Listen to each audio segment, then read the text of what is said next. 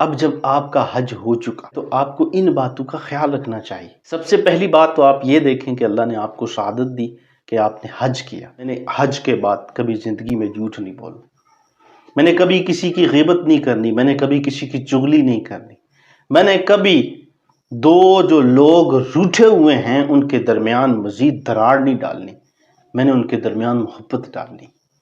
آپ اپنی 5 گانا نماز جو ہے اس کو باجماعت فرض کر لیں اپنے اوپر کہ آپ نے باجماعت نماز پڑھنی ہے۔ کہیں بھی ہوں، سفر میں ہوں، خضر میں ہوں، موسم کچھ بھی ہو، آپ یہ کوشش کریں کہ آپ جب بھی نماز پڑھیں تو باجماعت نماز پڑھیں۔